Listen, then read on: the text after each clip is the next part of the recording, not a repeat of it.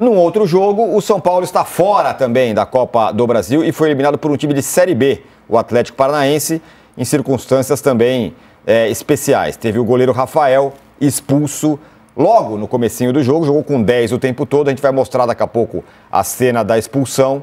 E a partir daí o São Paulo não conseguiu suportar o Atlético Paranaense, tomou 1-0. E aí, para completar o negócio, o São Paulo conseguiu perder todos os pênaltis que cobrou. Inclusive o goleiro Jandrei, que entrou no lugar do Rafael, resolveu cobrar o pênalti, desperdiçou a última cobrança. E aí tá vivendo dias terríveis dentro do São Paulo. Daqui a pouco a gente vai mostrar aí o lance, Arnaldo. Mas o São Paulo está eliminado. Também é outro que não tem, está na Libertadores, mas não tem as 3 competições. A Copa do Brasil não era prioridade, mas depois virou outra coisa, depois que o São Paulo deu uma aprumada no Campeonato Brasileiro. Ontem perdeu, segunda derrota do Crespo. Pois eliminado num torneio que ele poderia ter possibilidade, já que foi vendo os outros favoritos caírem, né, ao longo da eliminatória.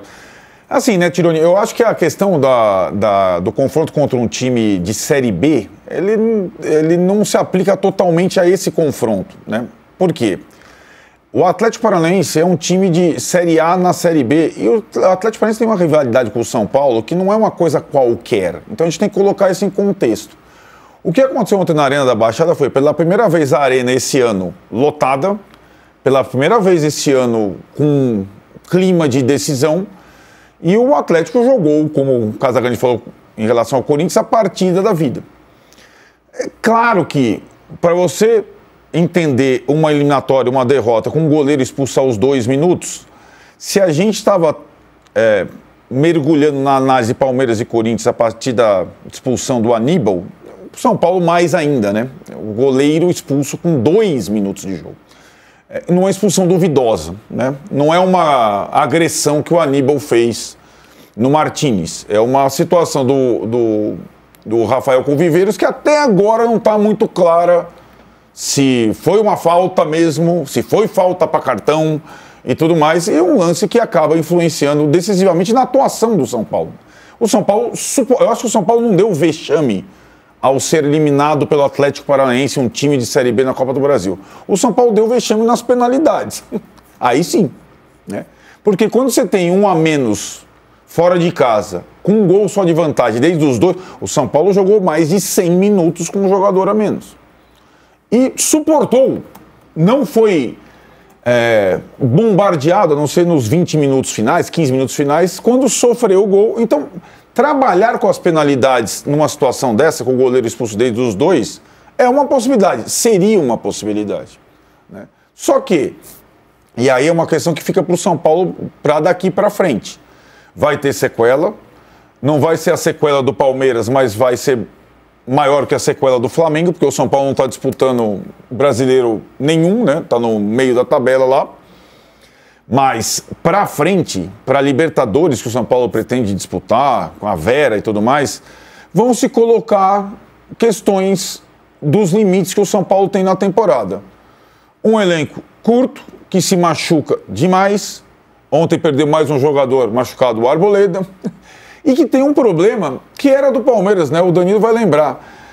Talvez o Palmeiras naquela Supercopa, lembra aquela Supercopa do Brasil, São Paulo e Palmeiras, tenha passado uma praga dos pênaltis ao São Paulo, né? Aquela decisão em que o São Paulo ganha do Palmeiras, quando vai para os pênaltis, o São Paulo comemora e o Palmeiras lamenta, porque os pênaltis não eram possibilidades para o Palmeiras. Agora eles deixaram de ser para o São Paulo. O karma das penalidades aconteceu o ano passado inteiro. A disputa contra o Botafogo na Libertadores é o capítulo mais exemplar. E esse ano o São Paulo perde praticamente todos os pênaltis. Ou nas disputas, os 3, ou na bola rolando no Brasileirão.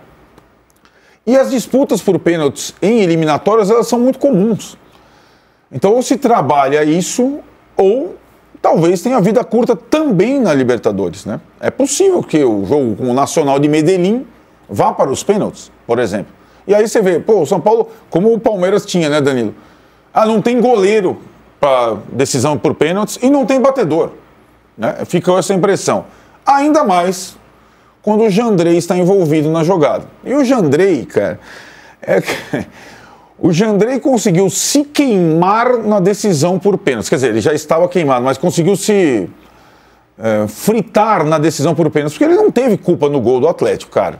A bola desvia em cima dele, é um chute rasteiro cruzado. Se tivesse o Rafael pegava, eu acho que não pegava, eu acho que poucos goleiros pegavam essa bola cruzada, mas nas disputas por pênaltis, o Jandrei roubou a cena.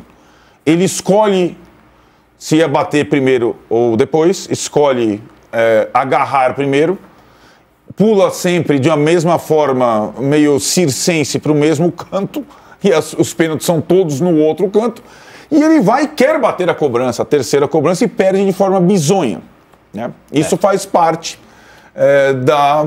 do karma que ele passa a viver a partir daí. Ele roubou a cena nas penalidades. Vamos fazer o seguinte, a gente vai continuar debatendo aqui, mas só que no intervalo, aqui no YouTube, porque eu preciso ir no intervalo na TV, mas a gente vai continuar debatendo isso no chat do YouTube. E tem a Relíquia do Rock também, então não saia daí, fique com a gente no YouTube, já voltamos na TV. Muito bem,